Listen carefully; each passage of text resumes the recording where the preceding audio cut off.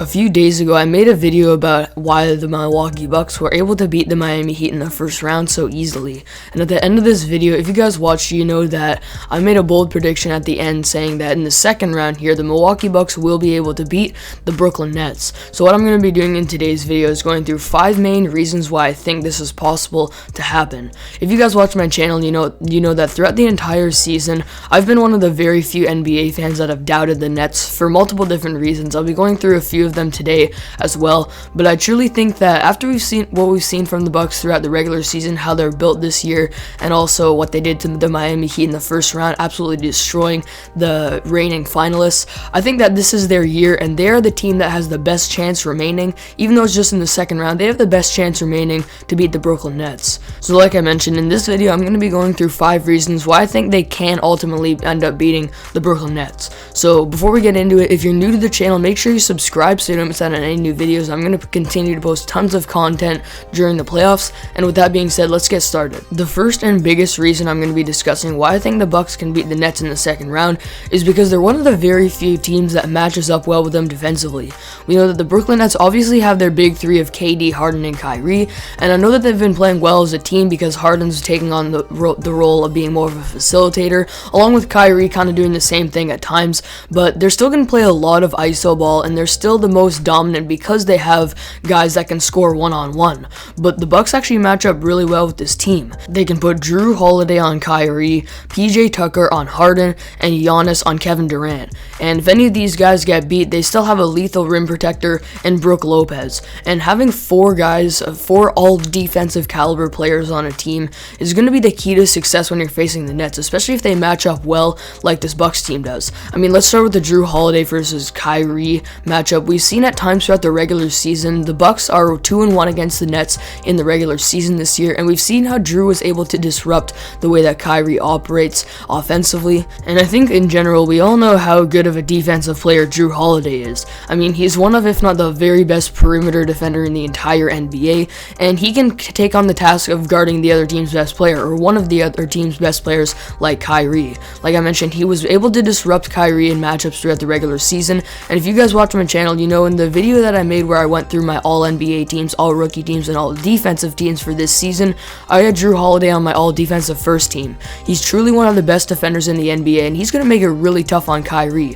For the Harden versus Tucker matchup, this is the one that might be a little bit more favored for the Nets, but Tucker's still a really good overall defender who can defend pretty much anyone on the floor. He has the size and versatility to be able to guard Harden. He always gives 110% effort out there on defense, and he does sometimes have a lack of quickness, but even if he does get beat off the dribble at times by James Harden, you still got your lethal rim protector down there in Brook Lopez. So that again is going to be a tough matchup for the Nets to overcome. And then Giannis on KD is one of the best, if not the very best matchup you could possibly put in the entire league on Kevin Durant.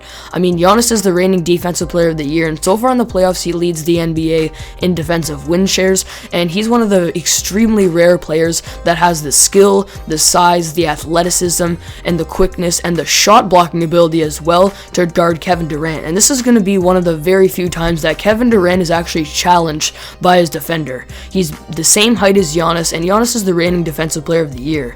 All of these matchups are going to be really tough for the Nets, and the Bucks are built really well for those one-on-one matchups. The second reason I'm going to be discussing is not only do the Bucks have great matchup for the Nets, but on the other side of the floor, the Nets have absolutely no answer for Giannis. Now let's look at what Giannis is doing so far this playoffs. So in the first round, he was guarded by Bam Adebayo, which is one of the best possible matchups for Giannis in the entire NBA, if not the best matchup, and he was affected quite a bit by it. He put up 24 points per game on only 45% shooting and 50% true shooting, which is definitely not great for Giannis, but he obviously dominated the boards, leading the NBA in rebounds so far this postseason with 15 per game and also 8 assists. And this playmaking and passing ability from Giannis is something that we haven't even seen yet throughout his career, but he's really adding that aspect to his game. Now in the regular season this year, Giannis was dominant as always giving himself a case to have the MVP award, but he was absolutely dominant in the regular season this year, putting up 28, 11, and 6 on 57% shooting from the field and 63% true shooting. And these stats are going to be even more inflamed this series because, like I mentioned, the Nets really don't have an answer for him. I mean, I can't think of a guy on this team who has the combination of the size, quickness, and skill to guard Giannis. And I mean, Kevin Durant obviously does not have the actual size. I mean, he has the height, but he's not going to be able to guard Giannis inside the paint. He doesn't have the strength for that. And a guy like DeAndre Jordan does have the size, but he obviously doesn't have the agility and quickness, and he's played horribly defensively this season and won't be able to guard Giannis. Other than that, I mean, maybe Nicholas Claxton stands out as a guy. He's been one of the main defenders on this Brooklyn Nets team this season, but again, I don't know if he has the size and experience yet to guard Giannis in a playoff series. So Giannis knows that there's no matchup on this Nets team to really contain him, so he's going to be really aggressive this series, way more aggressive attacking the rim even than he was last series against the Miami Heat. And the only thing that the Brooklyn Nets can really do to try to stop him is really crowd the paint like a lot of teams do, but we know that Giannis is really adding that playmaking aspect to his game. He's going to be able to make that adjustment, kick it out to the perimeter, and the Bucks are a completely different team this year than they were last year. As I mentioned in my last video where I analyzed the series against the Miami Heat, they have so many great shooters now. Guys like Bryn Forbes, PJ Tucker out there in the corners, especially Bobby Portis, Pat Connaughton, Brook Lopez. Both those last two guys have really stepped up their three-point shot this year, and Drew Holiday as well. All of these guys are really good shooters that are going to be able to stretch the floor for Giannis, and if he gets crowded in the paint, he's going to be able to make that adjustment.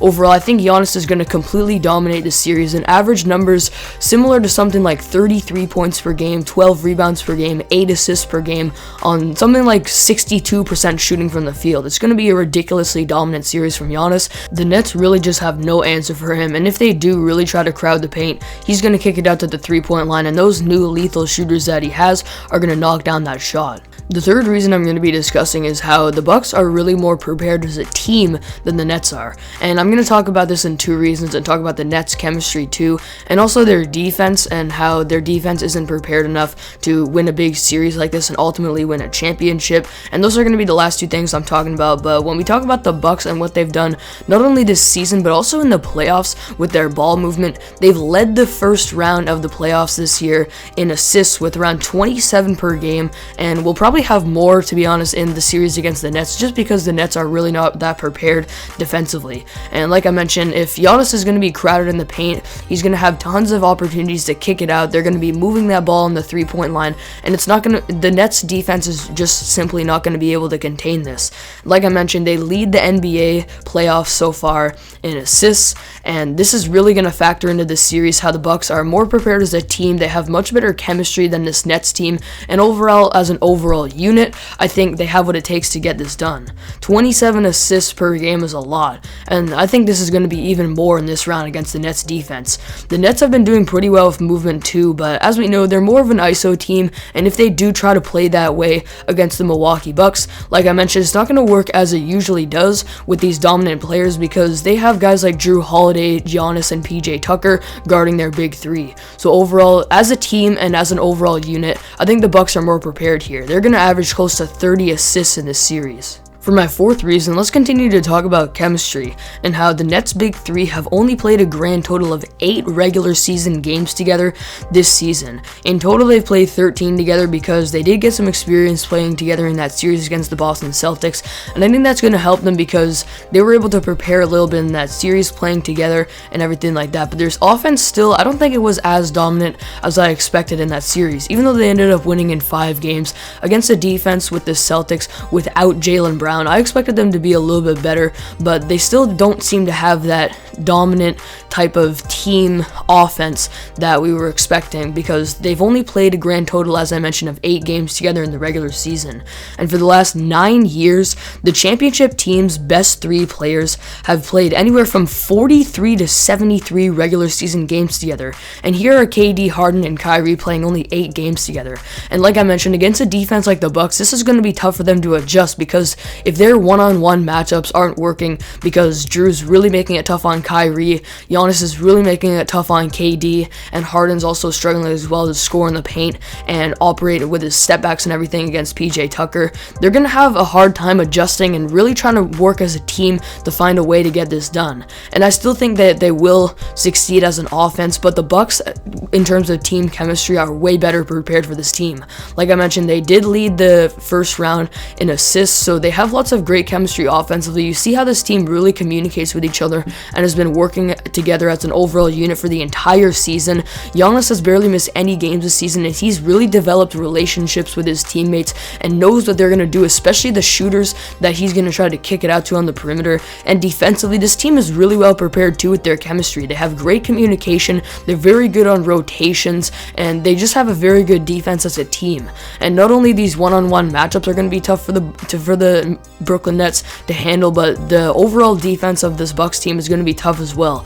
If the Nets try to get some ball movement going, it's going to be tough for them to score still, because like I mentioned, the Bucks are great with communication, rotations, and I can't believe I'm saying this, but also making adjustments. I give Mike Budenholzer credit for that this season as well. So as an overall team, in terms of chemistry, the Bucks are way more prepared for this series. The last reason I'm going to be discussing in this video is how, in my opinion at least, the Nets defense is just simply not good enough to win this series. In the regular season, they ranked 22nd in the NBA in defensive rating with 113.1, and the last 20 NBA champions have ranked in the top 11 in defensive rating. So not only are the Brooklyn Nets not in the top 11 in defensive rating, which it's been proven that you kind of need that to be a championship team, they're not even in the top 20. And we saw in the playoffs how even against the Boston Celtics, who without Jaylen Brown had a pretty one-dimensional offense, really had to rely on Tatum to go out there and drop 40 points a night for them to even have a chance of winning the game. The Nets were still not able to succeed defensively against this team. Their defensive rating was even worse. It was at a 116, and really the only good defender on this team. When I watch them play, the only guy I see as an over-average defender right now for them is Nicholas Claxton, and even him, because of his inexperience and how he doesn't bring a lot offensively, he's not getting that much playing time. But the Nets really need to make the adjustment and play him a ton in this series, because he's kind of their defensive anchor and really their only over-average defender. Other than that, Kevin Durant has not been a good on-ball defender this season. He can sometimes help and get some block shots around the rim and also help off of the wings and affect some shots when he's helping off the ball.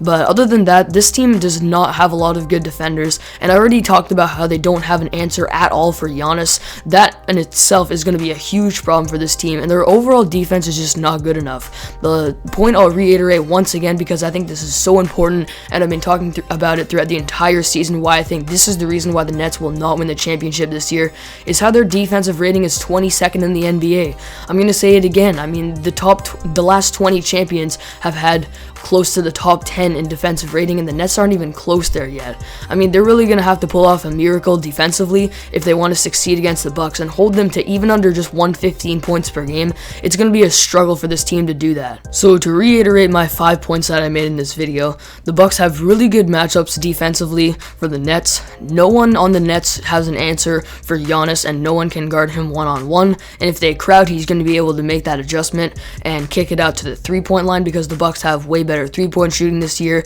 The Bucks also have great ball movement, led the playoffs so far in assists. They also have much better chemistry on both ends than the Brooklyn Nets. They have only their big three having played 8 games together in the regular season, and the Nets defense is just simply not good enough, at least in my opinion, to win this series. So those are my 5 points. To reiterate my final predictions, I made this prediction in the last video where I talked about the Miami Heat versus Bucks series as well, but I'm going to take the Bucks in 6 here. The Nets offense is still so good that they're going to be able to get a few wins in there, just completely outscoring the Milwaukee Bucks, but I'm going to take the Milwaukee Bucks in 6 in this series. So there you have it. That is the end of today's video. I can't wait for this series. I think it's going to be the best series that we've seen so far in the playoffs. The game 1 is tonight as I'm recording this video, so I'm really excited to watch it. As for you guys, comment down below your thoughts on this video and your prediction for the series.